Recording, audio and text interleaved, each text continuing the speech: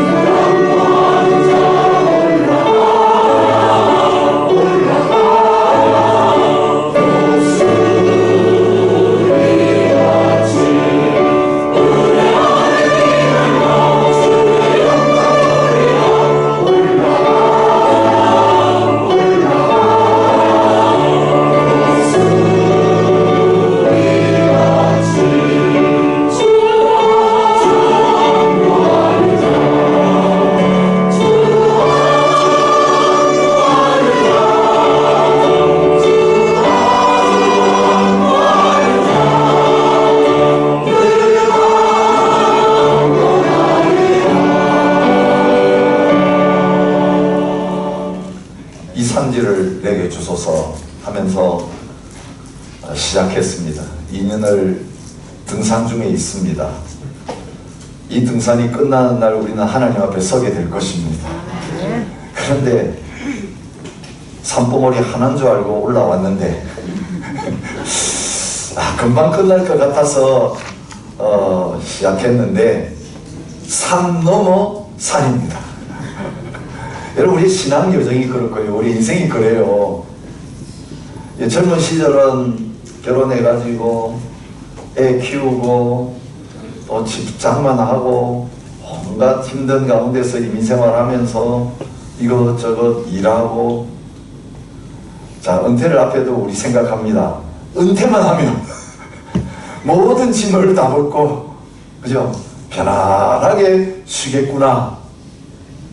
근데 막상 은퇴해보니까 어떻습니까? 아직 현역들도 계시지만 현역들의 꿈을 깨워주는 시간입니다. 여러분, 살아갈수록 편해지는 인생이 아니라 살아갈수록 더 힘들어집니다.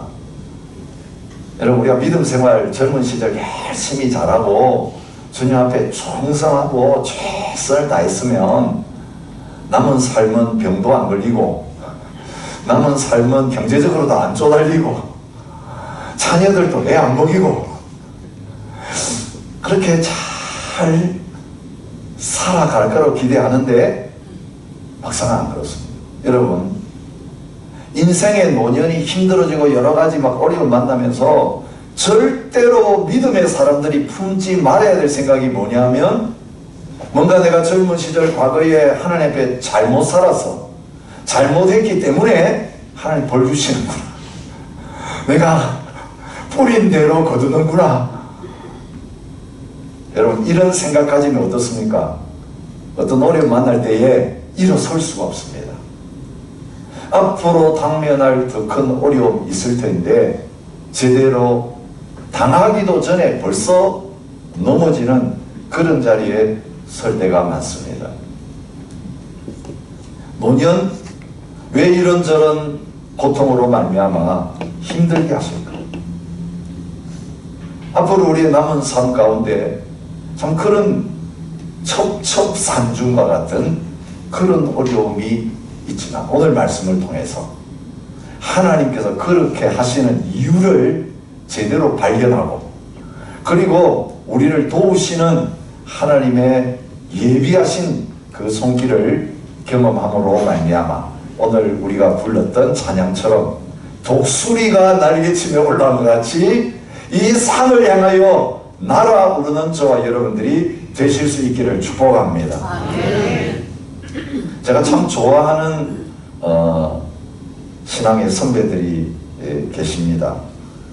목사님 가운데는 팀 켈러 목사님, 또 상담학자 가운데는 레리 크랩이라고 하는 상담학자, 또 목사님 가운데는 존 파이퍼 목사님, 이런 분들의 설교와 글을 통해서 참 많은 은혜를 받고 또 그분들이 하셨던 것처럼 그렇게 한번 사역해 보겠다라는 그런 마음을 가지거나 저보다 앞서 신앙의 길을 걸어가는 선배들이죠.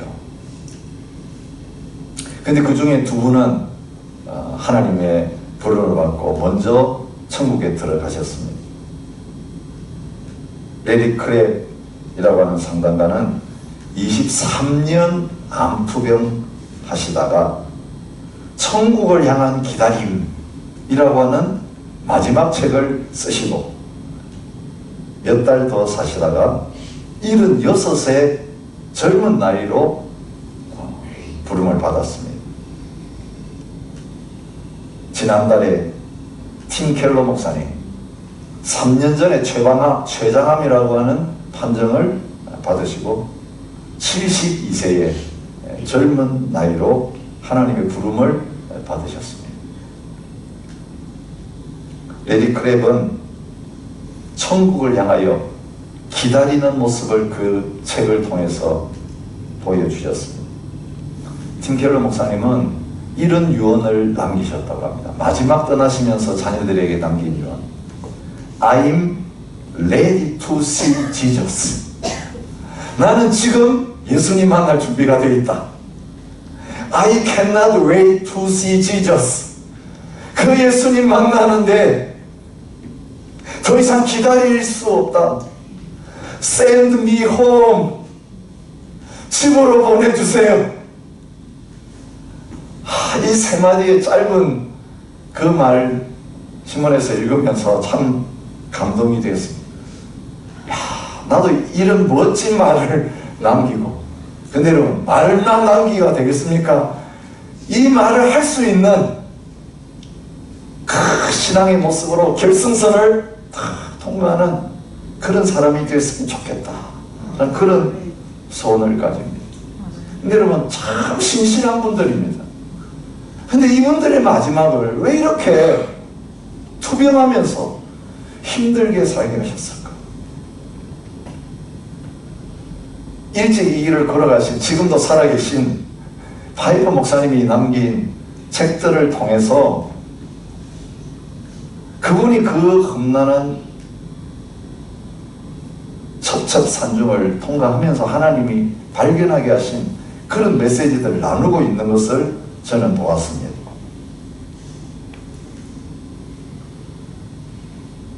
존 파이퍼 목사님은 만 60세 되던 2005년에 전립선 암 진단을 받았습니다.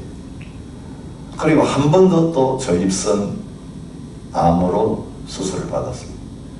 그리고 폐혈전이라고 하는 병을 앓으면서 3번 입원을 하셨습니다. 암을 낭비하지 마세요. 그 암 수술 바로 받기 전날 쓴 책이에요. 아주 작은 책입니다. 조직 검사를 받은 날이 37번째 결혼 기념일이었다고 합니다. 수술하게 된 날은 발렌타인 데이였다고 합니다. 그 전날 하나님께서 주신 메시지를 받으면서 이렇게 고백합니다. 암에 걸린 것도 주님의 선하신 계획임을 확신하고 예수님과 더 가까워지기를 원합니다. 그런 고백을 했습니다. 내가 경험하는 질병의 고통, 암의 고통 역시도 하나님이 허용하심과 허락하심 속에 일어난 일이며 결국에는 이 일을 통해서 하나님께서 그분의 선을 이루실 것이고 성도에게 유익을 주실 것이다. 그러면서 나에게 주신 이 고난을 절대로 허비하지 말아야 되겠다. 그런 마음으로 이 책을 썼습니다. 그리고 나서 한참 뒤에 병상의 은혜라고 하는 책을 쓰였습니다.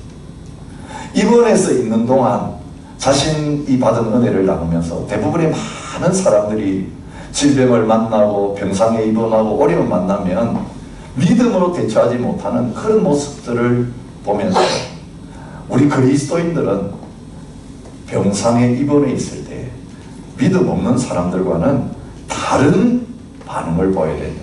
아주 구체적이에요. 어떻게 입원을 하면서 살아가야 되느냐.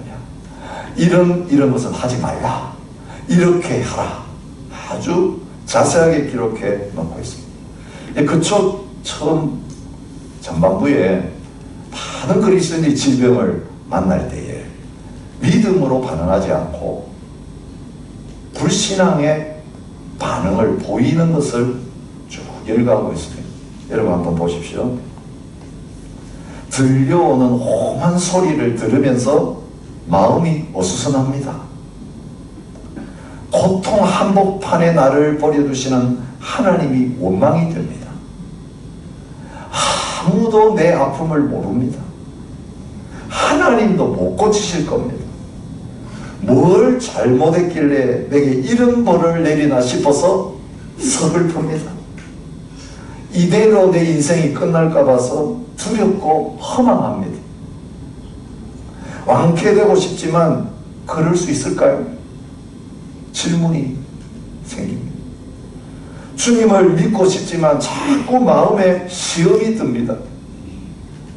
낫게 해달라는 건 미성숙한 기도 같아서 망설여집니다. 내가 이렇게 했더라면 이 병에 안 걸렸을 텐데, 이렇게 했더라면 더 빨리 나았을 텐데, 미련이 자꾸 생깁니다. 여러분, 이 10가지 이 중에 하나는 우리가 고난을 만날 때에 자연스럽게 믿음이 있지만 우리가 품게 되는 생각. 왜 나만 겪는 고난이냐고 우리 복음성 찬양이죠. 하나님 왜 나한테 이러세요? 내가 뭐 잘못한 거 있었어요? 여러분, 하나님과 우리의 관계가 고난 때문에 더 멀어지고 실족하는 자리에 서기가 쉽습니다. 내 로마서를 통해서, 로마서 8장 전체 말씀을 통해서 하나님께서 저와 여러분들에게 고난 속에 있을 때, 어려움을 만났을 때 어떤 믿음의 반응을 보여야 되는가에 대해서 아주 분명히 말씀해 주시는 것을 볼 수 있습니다. 지난 주간에 8장 1절부터 묵상했던 말씀을 통해서 저희들에게 이렇게 생각하면 안 된다 라고 하시는 메시지를 주셨습니다. 그게 무엇입니까? 고난은 하나님이 우리에게 내리시는 벌이 아니고 정죄가 아니고 심판이 아니라는 겁니다. 그러므로 이제 그리스도 예수 안에 있는 자에게는 결코 정죄함이 없나니. 그렇습니다. 여러분, 사탄이 주는 생각이에요. 이거는 너는 하나님 앞에 복받을 자격이 없어. 은혜를 받을 자격이 없어. 그래서 이런 어려움 당하는 거야. 여러분, 우리의 질병이나 모든 고난은 죄값이다. 마귀가 오늘 우리에게 내리는 벌이다. 여러분, 그래서 오늘 우리 자신이 아예 주저앉아 버리고 아예 일어서지 못하게 만드는 것입니다. 여러분, 이 약속의 말씀, 우리가 하나님 앞에 의롭다함을 받고 하나님의 구원받고 하나님의 복을 받는 것은 우리의 노력과 우리의 어떤 행위 때문이 아니라 오직 예수님 때문이고, 그 예수님의 의로 말미암아서 믿음으로 저희들은 값없이 구원받았고 의롭다함을 받고 하늘의 모든 신령한 복을 받을 자격이 있는 사람이다. 여러분, 이게 복음이에요. 이게 지난주에도 함께 나누었던 복음의 메시지예요. 데살로니가전서 5장 9절부터 10절에서 바울은 똑같은 메시지를 저와 여러분들이 주고 있습니다. 하나님이 우리를 세우심은 노하심에 이르게 하심이 아니에요. 여러분, 결코 하나님이 우리에게 분노하지 않으십니다. 과거에는 우리가 진노의 자녀들이었지만 이제 믿음으로 하나님의 자녀된 자들에게는 절대로 우리에게 진노하지 않으십니다. 심판이 끝났고 진노도 끝났습니다. 오직 우리 주 예수 그리스도로 말미암아 구원을 받게 하심이라. 예수께서 우리를 위하여 죽으사 우리로 하여금 깨어있든지 자든지 자기와 함께 살게 하려 하셨느니라. 죽게 하려 하시는 게 아니라 예수님과 함께 부활의 생명을 가지고 같이 살게 하시기 위해서 저와 여러분들을 구원해 주셨다고 말합니다. 그렇다면 왜 이 고난이 우리에게 옵니까? 저는 오늘 이 말씀 설교하기 전에 묵상하면서, 우리의 시니어의 타임은 하나님 앞에 서기 전에 하나님 앞에 온전히 흠없이 점이 설 수 있도록 하시기 위해서 마지막으로 준비하시는 시간, 마지막으로 담금질 하시는 시간, 집으로 말하면 마지막 공사, 준공검사 받기 전에 꼼꼼하게 뭔가 법대로 되지 않은 거 있는지, 잘못 지어진 거 있는지 하나하나 살피면서 거기에 딱 들어가서 사람이 살 수 있도록 마지막 손질하는 시간이 저와 여러분이 이제 하나님께 서기 전에 지금 우리가 함께 달려가면서 살아야 될 그 시간이다. 그런 생각이 들었습니다. 여러분, 그걸 뭐라고 신학적으로 부르냐 하면 성화라고 합니다. 우리에게 어렵다, 하나님의 자녀다 이름 주셨습니다. 그런데 우리가 참 황송할 때가 많잖아요. 여러분, 오늘 또 아멘 하셨지만 내가 그런 자격이 있을까? 내 마음에는 그런 생각이 북북 솟아나요. 왜? 내 꼬라지가 그게 아니거든. 한 주간 내가 하나님 자녀인데, 의롭다함을 받았는데, 하나님의 사랑과 은혜를 이만큼 받았는데, 실제 그 은혜 받은 내가 사는 모습이 뭐냐? 우리 알잖아요. 그래서 그 복음이 선포될 때에 아닌데 그런 미련이 우리 속에 남아있어요. 이게 우리 모습이에요. 하나님은요, 의롭다, 내 자녀다, 구원받았다 선포만 하고 끝나시는 하나님이 아니라 우리에게 선포하신 그대로, 우리에게 말씀하신 그대로 저와 여러분들이 그 수준에 이를 때까지 만들어 가시는 하나님이세요. 그래서 구원받자마자 천국에 안 데려가시고 구원받은 다음에 이 땅에 두시면서 아직까지 몸 가운데 유혹이 있는 몸, 욕심이 있는 몸, 그죠? 옛날 습관이 남아있는 이 몸 속에 살아가게 하시면서 그 과정 하나하나 밝게 하시는데, 그것을 성화의 과정, 거룩하게 만들어 가시는 과정이라고 말하고 있습니다. 오늘 본문에 우리에게 주신 말씀은 하나님께서 우리를 그렇게 거룩하게 만들어 가시는데, 우리를 거룩하게 만드시는 방법이 뭐냐는 거예요. 여러분, 그냥 하나님께서 우리에게 오셔가지고 은혜로 말씀 많이 듣게 하시고 기도 많이 하게 하시면 저절로 거룩하게 되어지게 만드시면 얼마나 좋을까요? 여러분 오해하지 마세요. 내가 기도를 더 많이 했더라면, 말씀에 푹 잠겼더라면 이런 고난이 없었을 터인데, 제가 설교전에 말씀드린 이 두 분은요 말씀의 전문가예요. 기도 많이 하시는 분들이 뭔가 부족해가지고 모자랐기 때문에 하나님 징계하시면서 그런 고난을 주시는 게 아니라는 거예요. 말씀을 통해서 분명히 보여주세요. 여러분 우리 육신이 입고 있기 때문에 참 간사한 존재예요. 조금 편하면 너무 교만해지기 쉬운 존재예요. 여러분 바울이 고백하잖아요. 내 육체에 가시를 주셨는데 3번이나 하나님 앞에 이거 좀 없애달라고, 그 육체적인 질병이라고 생각해요. 고질병이에요. 기도했는데 하나님의 응답은 내 은혜가 내게 족하다고 하면서 너가 이것 때문에 교만해지지 않고 겸손해져서 하나님의 은혜를 구할 수 있는 자리에 있게 만든 거예요. 그런 답을 주셨어요. 오늘 본문하고도 연결돼요. 우리가 겸손해야 하나님의 은혜를 받아요. 겸손이 최고의 성숙이에요. 아무리 은사가 탁월하고 많은 사역을 해도 겸손하지 않고 교만해지면 그건 끝이에요.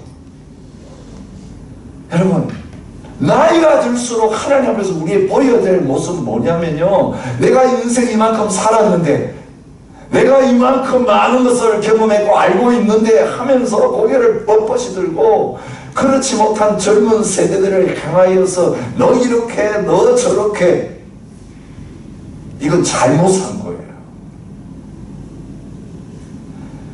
여러분 곡식은 성숙할수록 숙입니다. 우리의 인생의 노년도 하나님께서 더 겸손하게, 더 겸손하게, 더 낮아지게 그렇게 만드시는데, 여러분 그렇게 하시는 방법은 뭡니까?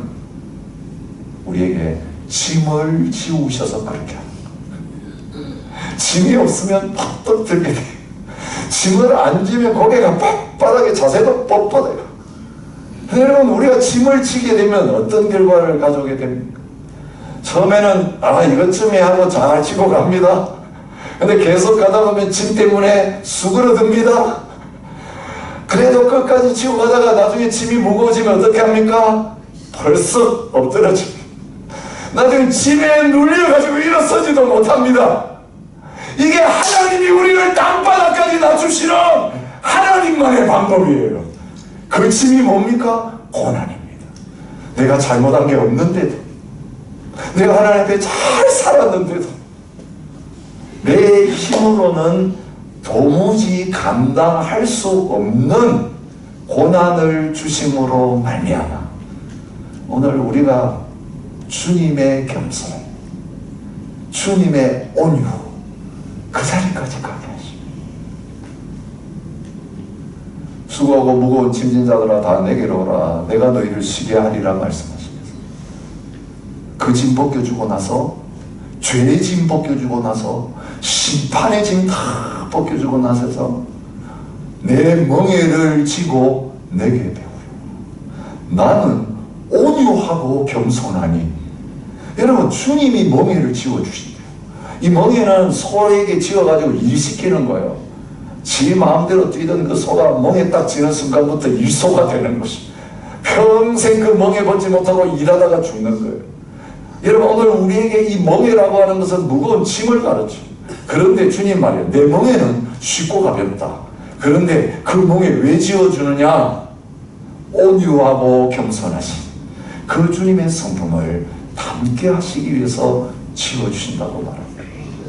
그래서 오늘 18절에 말해요. 생각하건대 현재의 고난은, 여러분 그리스도인들에게 하는 말이에요. 지금 고난 받고 있는 성도들, 고난 중에 있는 로마의 성도들에게 현재 너희들이 고난 받고 있지 않느냐, 현재 고난에 대해서 말하고 있는 거예요. 우리가 지난주에 생각한 5장 말씀, 다만 이뿐 아니라 우리가 환난 중에도 즐거워하나니 환난은 인내를, 인내는 연단을이라고 말하면서 로마에 있는 성도들이 환난 가운데 있는 것을 보여주고 있습니다. 디모데후서 3장 12절에서 하나님 분명히 말씀합니다. 무릇 그리스도 예수 안에서 경건하게 살고자 하는 자는 박해를 받으리라. 외부적인 박해뿐만 아니라 오늘 저와 여러분들이 살아가면서 육체적으로, 가정적으로, 사회적으로, 경제적으로 당하는, 내가 잘못해가지고 당하는 어떤 그런 결과 말고 아무 잘못도 없는데, 여러분 그래서 우리가 억울합니다. 하나님 왜 나에게 이런 일을 주십니까? 라고 원망할 수밖에 없는 그런 고난을 우리를 하나님 앞에서 그렇게 거룩하게 만들어 가시기 위해서 반드시 허락하신다고 말씀하고 계십니다. 근데 그 고난을 받을 때 어떻게 그 고난을 견딜 수 있습니까? 여러분 어려움이 있을 때 우리가 낙심하고 좌절하는 이유 단 한 가지입니다. 오늘 말씀에 따르면 소망이 없어서 그래요. 이 다음이 뭘까? 그죠? 오늘 보면은 딴 거 이야기하잖아요. 고난을 없애주겠다는 말 여기 있습니까? 현재의 고난은 내가 금방 없애줄게. No! 연단의 강도가 더 세질수록 불의 온도가 더 높아질 거야. 이게 주님의 말씀이에요. 잠시 이제 끝났구나 싶은 시간이 있어요. 근데 그 시간은 무슨 시간일까요? 끝난 게 아니라 휴식 시간입니다. 휴식 끝하면 또 공부해야 됩니다.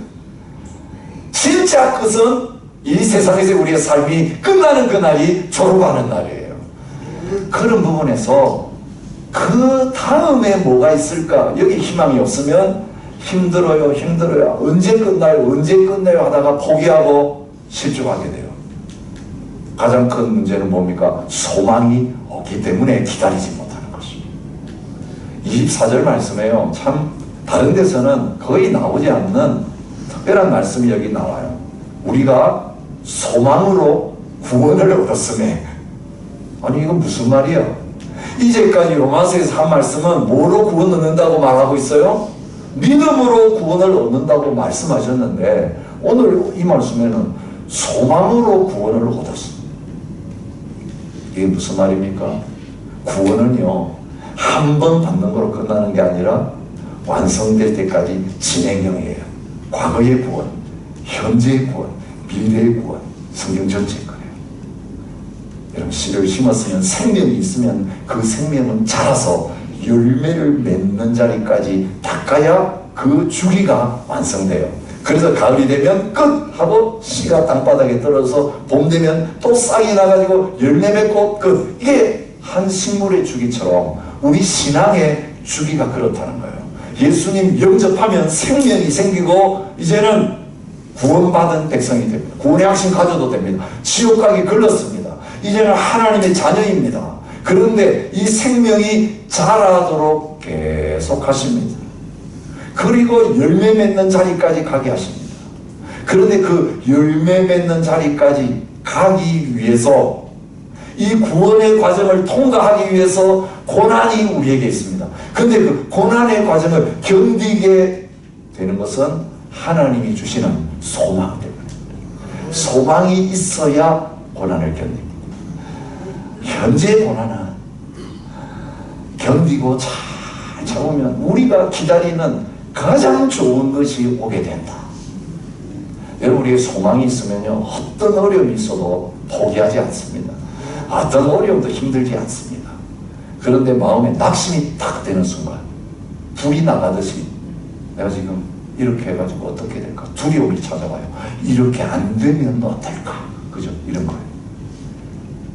믿음으로 소망 가지고 나갈 때는 아무 겁이 없었어요. 편안했어요. 근데 마음에 어떤 생각이 딱 들어오는 순간 그때부터 떨리기 시작해요. 그때부터 뭔가 답답해지기 시작해요. 여러분 다른 거 아니에요. 소망을 잃어버렸기 때문에. 하나님이 연단을 주세요. 고난을 주세요. 여러분 지난주에 생각했던 5장 4절 말씀에 연단을 주시는 이유는 연단은 소망을 이루는 줄 압니다. 이 소망 가진 사람은 부끄럽지 않다. 여러분 오늘 이 소망을 어디서 찾게 됩니까? 결코 믿는 자에게는 정죄함이 없다. 그래서 내게 받는 고난은 심판이 아니다. 정죄가 아니다. 이 믿음을 가지게 될 때 그러면 끝이 아니구나. 그러면 이게 절망이 아니구나. 이거는 나쁜 게 아니라 좋은 것이구나. 이런 믿음과 소망이 연결돼요. 예수님을 제대로 믿은 사람은 어떤 절망적인 환경 속에도 정죄하지 않습니다. 낙담하지 않습니다. 그러기에 주님 주시는 가장 좋은 것을 소망하게 되어진다는 거죠. 그런데 그 소망은 어떤 소망이라고 24절이 말합니까? 보이는 소망이 소망이 아니니 보는 것을 누가 바라리요? 만일 우리가 보지 못하는 것을 바라면 참음으로 기다릴지 그렇게 말합니다. 우리가 많은 시간 어려움을 겪으면서 기도하다가 낭망하는 이유는 어떤 소망을 가졌기 때문에 그렇습니까? 세상에서 다 받으려고 하는 눈에 보이는 소망을 가지고 있었기 때문에 절망해요. 그런데 눈에 보이는 것은 영원하지 않습니다. 눈에 보이는 것은 받았다가도 좋았다가도 조금 있으면 끝납니다. 지나갑니다. 영원하지 않습니다. 여러분 이젠 내가 끝났구나. 소망, 이 세상에서는 소망이 없구나. 여러분 바울이 말해 살 소망까지 끊어지고 고린도후서 1장에서는 고난이 얼마나 씁니까? 살 소망이 끊어지고 세상에서는 희망 없구나. 사형 선고를 받았다고 생각되는 그 순간에 하나님이 주시는 진정한 소망, 영원한 소망이 열려지게 된 것입니다. 그래서 그것을 통해 위로를 받고 그 소망, 그 위로를 가지고 다른 사람을 위로하는 자리에 서게 되었다고 말합니다. 오늘 그게 뭔지 오늘 말씀을 통해 보여주고 있습니다. 보이는 거 아닙니다. 세상 거 아닙니다. 자, 그 소망이 무엇인지 18절이 말합니다. 장차 우리에게 나타날 영광과 비교할 수 없다. 지금이 아닙니다. 현재는 고난의 시대예요. 현재는 이 땅이 이생. 전생에 뭘 잘못해가지고 이 생에 힘들까? 이거 아닙니다. 전생에 무슨 공을 세워가지고 잘 되는가? 이거 아닙니다. 이건 속임입니다. 이 생은 고난입니다. 현재에서는 고난을 피할 수가 없습니다. 갈수록 더 험난합니다. 좁아집니다. 여러분 대환란이 이 역사의 마지막에 기다리고 있습니다.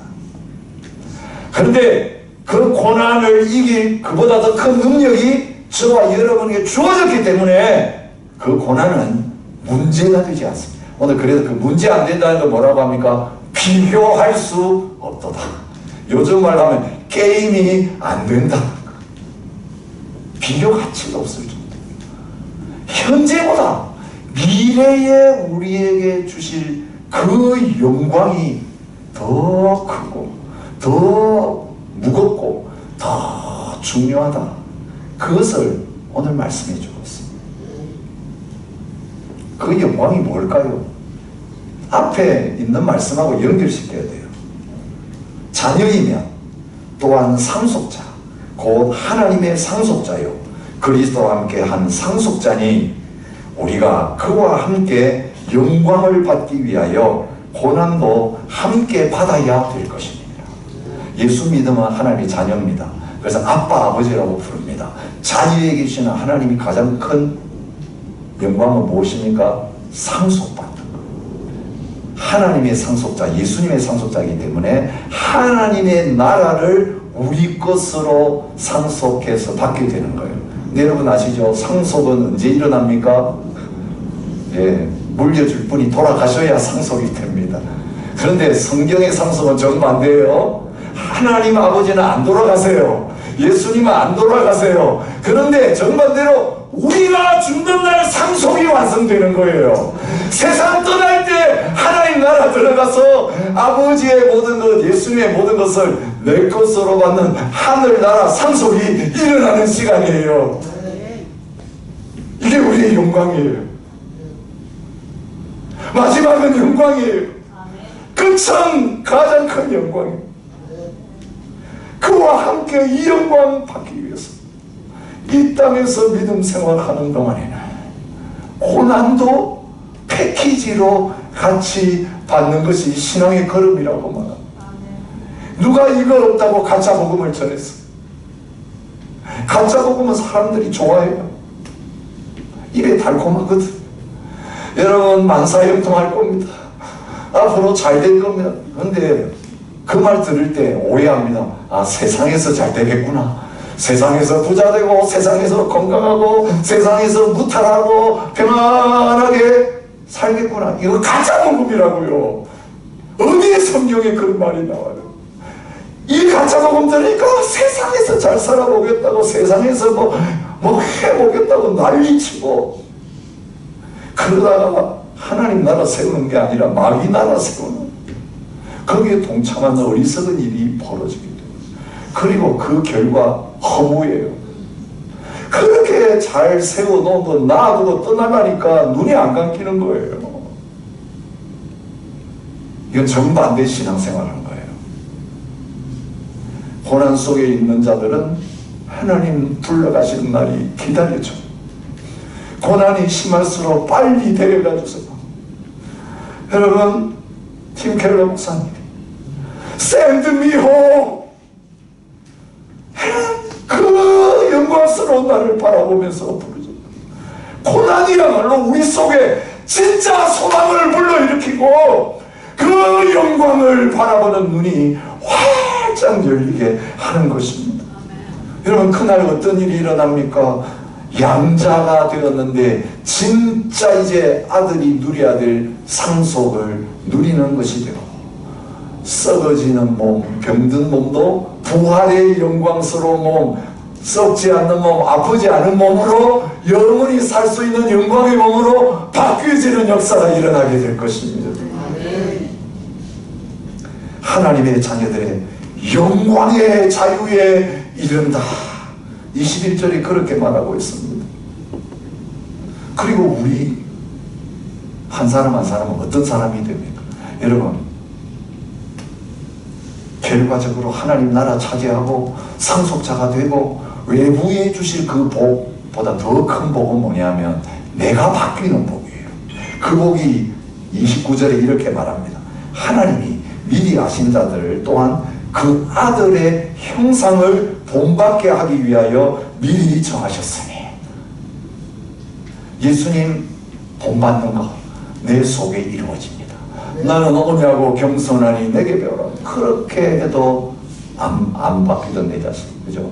조금만 건들면 한 3번은 참다가 4번째 가면 바로 또 튀어나오는 이 오유하지 못한 화내는 내 본성. 그런데 아들의 형상 본받는 그 순간에는 찔러도 더 이상 욕이 안 나오고, 욕을 해도 화가 안 나오고, 마음이 평안하고, 아들의 형상 온전히 본받는 그 자리에 서 누가 지나가다가 밟아도 별로 괜찮아요. 더 이상 내려갈 데가 없으니까. 더 내려갈까봐 버티고 있는 거, 더 안 내려가겠다고 버티는 거. 그래도 내 밑에 누군가가 있으니까 그 사람 보면서 나는 저 사람보다 낫다, 고개를 좀 뻗쳐 쳐드는데 내가 더 이상 내려갈 데가 없다고 할 때는 아무리 밟아도 아무리 밀어도 괜찮은 거예요. 여러분, 그게 아들의 형상을 본받은 저희들의 변화되어진 인격의 모습입니다. 그것을 영화롭게 하셨다라고 막. 이제는 내 내부가 예수님처럼 영광스러운 자리에 들어서게 된 것입니다. 우리가 다 그와 같은 형상으로 변화하여 영광에서 영광에 이르니, 고린도후서 3장 18절은 그 영광스러운 모습을 그렇게 말하고 있습니다. 고린도서 4장 16절부터 18절 말씀입니다. 그러므로 우리가 낙심하지 아니하노니 우리의 겉사람은 낡아지나 우리 속사람은 날로 새로워지로다. 저는 버전을 좀 바꿨습니다. 겉사람이 낡아져야 속사람이 새로워진다. 여러분, 겉사람 유지하려고 너무 신경 쓰지 마세요. 주름 펴려고 너무 애쓰지 마세요. 겉에 주름이 생겨야 속에 주름이 펴집니다. 겉에 힘이 빠져야 속에 힘이 새어나서 독수리가 되는 거예요. 힘 좀 쓰려고 하지 마세요, 제발. 우리가 잠시 받는 환난에 평한 것이, 가벼운 것이 지극히 크고 영원한 영광에 중한 것을 우리에게 이루게 함이니, 우리가 주목하는 것은 보이는 것이 아니요 보이지 않는 것이니, 보이는 것은 잠깐이요 보이지 않는 것은 영원하니라.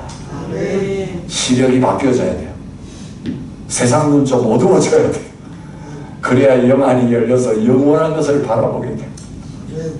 우리가 세상 눈 밝을 때는 여러분 볼 게 너무 많아가지고 막 쫓아다녀요. 세상 눈 밝거든. 그죠? 밤늦게 책 읽는다. 세상 것 똑똑하고 더 배워야 되고 더 지혜로워야 돼. 근데 영적인 건 무지. 하나님 나라에 관심 없어요. 내 안에 계신 주님과 동행하지 않아요. 그냥 음식점 주일날 왔다 갔다 하면 신앙생활이 끝나. 내가 우리 세상적으로 점점점 낡아지고 우리의 정신력도 낡아지고 건강도 쇠약해질 때, 이젠 영원한 것, 보이지 않는 것을 사모하는 참 소망의 자리에 저와 여러분들이 나가게 되는 것입니다. 여러분, 환경을 주시는 하나님은 이 고난 가운데 우리가 낙심하지 않도록 우리를 도와주고 계세요. 도와주는 분을 붙여주셨어요. 우리에게 도와주는 튜터링 하시는 분 누구십니까? 성령 하나님이세요. 로마서 8장은 성령장이에요. 성령님이 오늘 우리를 하나님의 자녀 되게 하시고 구원받게 하시는 것, 이제는 육을 이기고 죄를 이기는 삶을 살게 하고 말씀하신 다음에 그 성령님이 우리의 고난의 현장을 떠나지 않고 함께 하시면서 우리를 도와서 그 영광을 누리는 자리까지 끝까지 등산해서 산에 오르게 하실 것이다. 그것을 말해주고 있습니다. 이와 같이 성령도 우리 연약함을 도우시나니 우리는 마땅히 기도할 바를 알지 못하나 오직 성령이 말할 수 없는 탄식으로 우리를 위하여 친히 간구하시느니라. 마음을 살피는 이가 성령의 생각을 아시나니 이는 성령이 하나님의 뜻대로 성도를 위하여 간구하심이니라. 가짜 기도 그만두게 하시고 진짜 기도하게 하시는 분이 성령님이세요. 우리가 지금 기도 배우고 이제 끝나가고 있잖아요. 네? 도깨비 왕왕이처럼 세상에서 문제 해결하는 용어로 기도를 사용하던 저희들, 문제 없으면 기도 안 하고 문제하면 기도해서 문제 풀려고 하던 우리들, 이제는 그 가짜 기도 그만두게 하시고 고난의 한가운데 있어도 절망의 한가운데 있어도 그것을 통해서 하나님의 손이 합력하여 손을 이루시면서 우리 속사람을 빚어가시는 그것을 성령이 보여주시면서 주님 더 참게 하여 주십시오. 더 맞아지게 하여 주십시오. 더 주님 바라보는 눈이 열려지게 하옵소서. 이게 하나님의 뜻대로 성령님이 탄식하면서 우리 안에서 기도하고 계시는데요.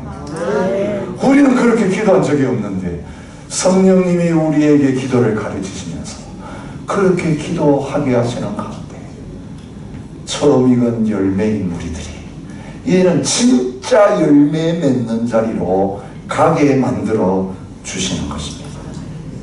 우리가 알거니와 하나님을 사랑하는 자, 곧 그의 뜻대로 부르심을 입은 자들에게는 모든 것이 합력하여 선을 이루느니라. 모든 것이 합력하여, 우리의 고난까지도,